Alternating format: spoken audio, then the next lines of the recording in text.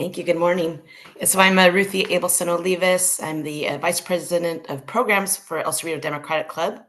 And it's my honor to moderate for the BART Board of Directors. My father was actually a BART Board of Director many years ago. Ms. Barnali, Ghosh, thank you so much for being here with us this morning. We do appreciate your time and looking forward to hear from you. So with that, if you feel free to give us your opening statement.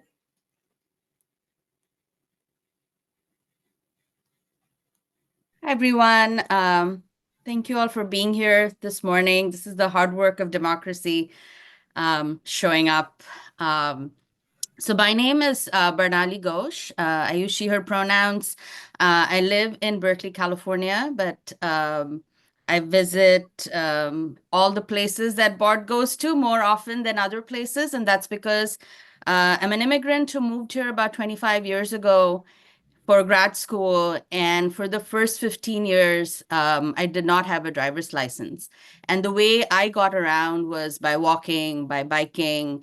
I relied heavily on BART and on AC Transit. BART took me to my first job in the city, which was a summer internship in downtown San Francisco. And I remember just coming up the BART escalator and just feeling so lucky to have this opportunity.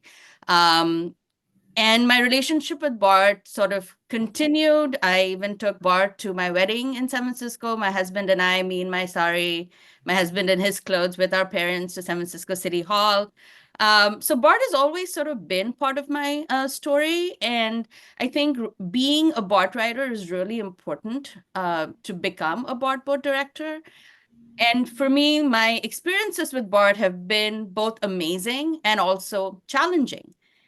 And I think that's why I'm running, because I feel like BART is at a point where you need somebody who really loves the system, who understands, who's dependent on the system, understands that it's a critical lifeline for so many people, for working class people, for people who don't drive, can't drive, choose not to drive.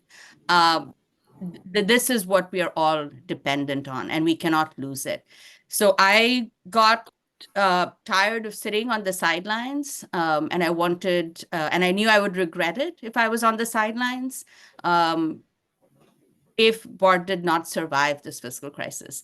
My background is in architecture and landscape architecture and planning. I worked for a landscape architect for about a decade.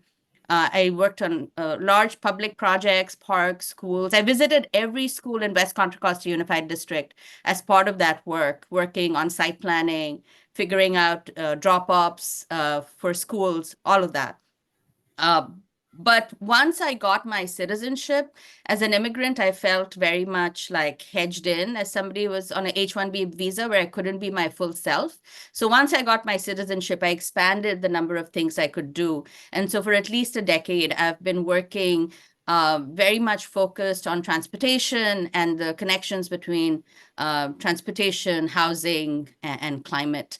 Because as somebody who's of South Asian origin, it's really important to me that we here in the US continue to work to reduce our emissions while also making the lives of our neighbors better here. So that is another thing that sort of fires me up and motivates me to try and save public transit, because without public transit, we cannot meet our goals. I'm currently on the Berkeley Transportation Infrastructure Commission. I've been on that commission, previously called the Transportation Commission, for almost coming up to a decade now. I've been chair.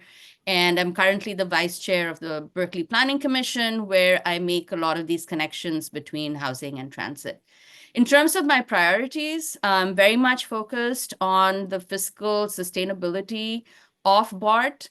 My approach is going to be very data-based, but it's going to be with an eye towards a rider first.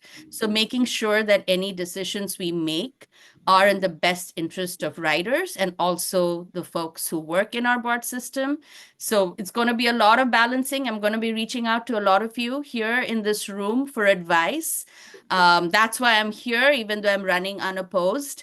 I'm here because I want to be able to connect with all of you, because this is not the work you do by yourself. I'm also very focused on public safety as a person of color who has had also negative experiences on BART. This is something I take very seriously. but that is also something I'd like to approach from a data perspective and a financial sustainability perspective. I'm very excited about transit-oriented development at BART. This is something I've been worked on for at least a decade.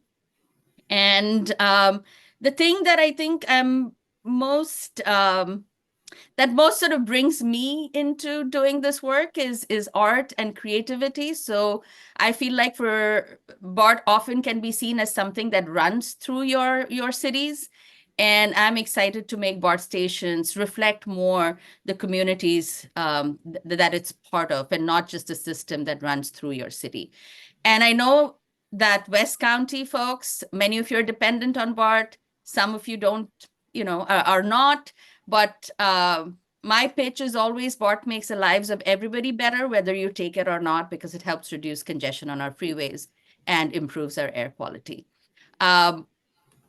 I'm happy to answer more questions about my priorities, but I'll just stop and say I'm very honored to have been endorsed in this race, coming into this race by the incumbent Rebecca Salzman, also endorsed by BART Board President Bevan Dufty, by our future Congresswoman Latifah Simon, by fellow Asian American Janice Lee, and have the endorsements of all of El Cerrito City Council, and also council members from Mayor Maureen Toms of Pinole. And I'm working on getting endorsements from all of the other cities, but Claudia Jimenez, Sohel Abana from Richmond, and Devin Murphy from Pinole. I'm sorry if I missed somebody. It's like an award speech. You probably missed somebody. Please forgive me for that.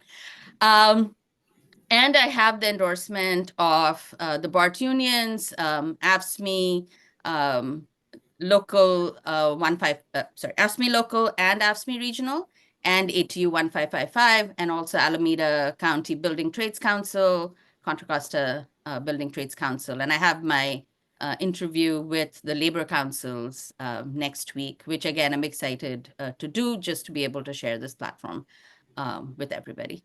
So I will stop there, and I'm happy for this to be a conversation and to take questions. Great, thank you.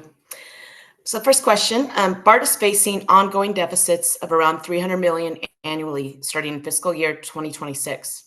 How would you plan to address this as a BART director? And are there new sources of funding you would propose as a BART director? This is a really important question and also a very difficult question. I want to note that BART is not the only public transit agency that's facing this kind of challenge. I was recently on Train Lovers for Harris Wall's call, and there were many of us there who realized that we need to be investing more in our infrastructure, including in public transit. That we as a country and as a community and a society have a responsibility to fund public transit. So that's the bigger picture. I think on a day-to-day level, I will say that there are talks about a regional ballot measure, which may be sales tax. Unfortunately, the affordable housing measure is not going to be on the ballot. That gives us less information about how a regional ballot measure might do. So the situation is dynamic and it's changing all the time. I am coming into this with this feeling of abundance and not wanting to see BART in a deficit. I think if there are difficult decisions to be made, I will make them, keeping in consideration riders and workers. But at this point, I'm focused on doing everything I can to make sure that the leadership up the chain understands what we would lose if we lose BART. I feel like that's not always heard in all of the spaces. If there is a regional ballot measure, I will be supporting that, assuming that it serves riders first, that it helps lower fares, and improves coordination between agencies. I don't think we can expect people to vote for a ballot measure that doesn't also improve their lives and the services that BART has. And there have been some conversations about BART's structure and whether that could use improvement and whether that would lead to financial savings. Unfortunately, I don't think that will end up balancing the budget necessarily. So I think that's just being part of a big agency, being accountable and keeping an eye on the budget and your structure. But ultimately, it is going to take a larger infusion of cash from state, federal sources, and maybe from a regional ballot measure. I think it's really important to note, though, that BART for a long time had a really high fare box recovery. So it was very dependent on ridership. And unlike, say, a different transit agency, when the pandemic happened, BART suffered more because of that. I think there's a lesson to be learned there, which is we need to balance better the funding sources of BART. So when a crisis happens, it doesn't sort of wipe out BART's revenue to that extent. So we need to diversify our sources of funding. And I think BART deserves its share of state and federal subsidy because it is our system, it's the people's system. We should have money for that coming in. And if that can help lower fares beyond all the folks who are already covered under a lower fare category, then that would be amazing. But I'm happy to hear ideas from other folks as well. This is going to be a fight that we're all going to have to lead together, especially when I think of El Cerrito with two BART stations, but also, Richmond and other folks who drive to our stations to go into work or to go into their cities. Thank you. Same on the topic of budget. What would be your budget priorities?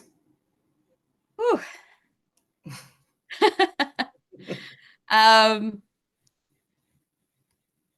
mean, I want to keep I feel like the system right now, when it got that cash inflow from the state, because this is the story I often tell of standing on MacArthur BART platform, coming back from the city, waiting for a transfer to come home. And the transfer time was 30 minutes. So you had to wait 30 minutes on the platform to transfer. That is not an actual train system. But we saw that what an infusion of money can do. So since September of last year, trains were more frequent, they were more reliable, they were cleaner. So I think it shows that if you invest in that, you can provide frequency and reliability. And safety, it has a lot to do with how people feel safe as well. If trains are frequent and reliable and you're not caught standing on the platform, it can also make trains safer. So I'm focused on what can we do to make sure that we are able to continue that and make that even better. I think reliability is a huge issue, and that's a lot of like behind the scenes, how trains run. So we need to make sure that we're spending money on making sure our workers are respected, that they're safe, and that they feel part of the system. It's not an easy job to run trains. So I would make sure that my priorities include like good training and retention of staff and whatever we can do to make that happen. But mostly it's how do we make sure that riders don't, are excited to come back and take it. So one of my priorities going in, I really want to see the Transit Ambassadors program be better funded and expanded. I think that's a real opportunity we have there to provide safety. So I would love immediately to see that program be funded. But of course, the budget priorities for the next 2 years are set, and we would just be starting on the budget program. So that's something I'm looking forward to seeing, like what the current priorities are. Thank you. I did see a message. I think we're close to the time limit, so we'll just I'll kind of try to be mindful of the time moving forward. COVID has done tremendous damage to our public transportation system and quality of life issues. How do you propose to gain trust of the public that BART will keep them safe? Yeah. Like I said earlier, public safety is something I take personally and I take very seriously. Even with, I think, the shorter trains, sometimes we still see some elements that make people unsafe. I think it's important to me, though, that we're able to distinguish between what real safety issues are and what perceived safety issues are. That's one thing. I think it's critical to partner with counties and cities because the safety issues that we're seeing on BART are a reflection of our society and communities right now. All of the issues that we're facing show up at BART and show up in our system. I think the gates that are going in are going to be the new fare gates are going to be a good way. I have mixed feelings about those, but I think they're going to be a good way to handle some of the safety issues that people feel on BART, while also reducing interactions with police because um, if those issues are on the train, then that also leads to our train schedule being thrown off. Um, I think the other way is a lot of people have not taken BART in a long time because of this idea that has gone out that it's extremely unsafe. And of course, it's a public transit system. You're out in the community. It is unsafe. There are also great experiences to be had on BART. So I'm excited about working with um, communities, with leaders from communities to hold events at BART, bring people back to the stations, even if they're not getting on a train so they can experience the cleaner, safer BART that we have now as we continue to work on making it even better. Thank you. How do you feel about BART's police oversight, including the independent police auditor and the BART Police Citizen Review Board? I'm a big supporter of police oversight. I think in the city of Berkeley, I was on the Reimagining Public Safety Commission. So I've been part of those conversations. I've sat in on, our dispatch center. I feel like I have an understanding of the risks and safety and an understanding of when we actually need police. If you have a limited budget and a limited force, I think it's really important to understand where police are most effective. And that's why I'm excited about this sort of transit ambassadors program really being the right solution for the right problem that we have on BART right now. But I think the oversight committee is absolutely critical. I am old enough to remember what happened to Oscar Grant. That stays with me. I will never forget that. And in Berkeley, I was part of a program where we are trying to make some parts of traffic enforcement unarmed because we've heard the stories about people being stopped and that for a broken tail light that has nothing to do with safety. And I can tell you as a walking, biking transit advocate that we have studied what you actually need to keep people safe from traffic violence, and it's not stopping people for a broken tail light necessarily. So I'm excited to bring some of that knowledge, but I will also be in conversation with police officers, with BART police officers, for what their challenges are. I think it's going to take all of us to do this, but I think an oversight committee is absolutely critical, especially considering what we know about police culture and how that affects somebody like me as well as a South Asian. I'll just add that I was at some of the meetings of the Not One More Girl, and I heard this also from young people, that their sense of safety is not always improved by more police. So I think we have to balance all of those needs. And I will work closely with whoever my appointee is on the oversight committee. Thank you. And the final question, what are your thoughts about transit-oriented development? I could write like pages about that. It's something when I learned about, I come from a planning background. So this is something we've talked about for decades. It feels like it's finally, having its moment. It's one of the ways I met Rebecca and other folks who are aligned. I feel like it's such a I could gush about it just because as a climate activist, I know that it has been proven to show that it reduces emissions. And if we're building TOD at BART, it also makes our stations safer, and hopefully it also increases our ridership. So when we have stations just sitting around with giant parking lots. We don't have eyes on the street. We don't have eyes on the station. The way to make these stations community places, we also benefit from that. So other than the climate benefit, it has a really local benefit. And here in Berkeley, thanks to the current board members, we are building housing that's also going to have at least 35%, maybe a higher percentage of affordable housing. And it's amazing to have that in well-resourced neighborhoods like North Berkeley, where I live. So I'm excited. I'm also excited about bringing resources to the bottom floors. I don't think it always has to be retail, but I would love to see the ground floors of some of these TODs have a place where you can pick up milk, on your way home. If you're like coming back from a concert, you don't have milk or cream for your morning coffee, you have a place to do that you can pick up a salad or something. I've been at BART stations where I've been starving, going from meeting to meeting, and there's nothing there. And I would love to see things like daycare in some of these TODs, like things that really serve our community, outposts for nonprofit and community groups, to have a little satellite office, do voter registration at these places, So my vision for TOD is not just the housing, but also all of the other resources that it can provide to riders and the larger community. Thank you. And so with that, if you could just give us your closing statement, again, being very mindful of the time. Thank you. I'll just say I'm excited to serve. I cannot do it by myself. I'm not somebody who ever does that. I'm a very collaborative person. And as I've been on the trail since November of last year, I've had so many great conversations and met so many amazing people who are serving in your own communities. I hope to keep those conversations going.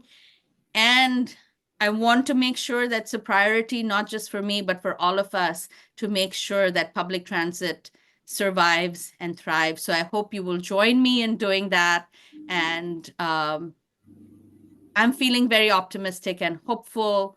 I'm also grateful to be the first South Asian person on the BART board. I'm glad we have a first South Asian in the BART board before we have a South Asian VP on the BART board, though it'll probably come at the same time. So thank you very much for this opportunity, and please reach out. And if you want to learn more, the website is barnaliforbart.com. It's the same first three letters. So thank you. Thank you so much. And with that, I will hand it over to the next moderator so we can hear about the El Cerrito City Council members or candidates.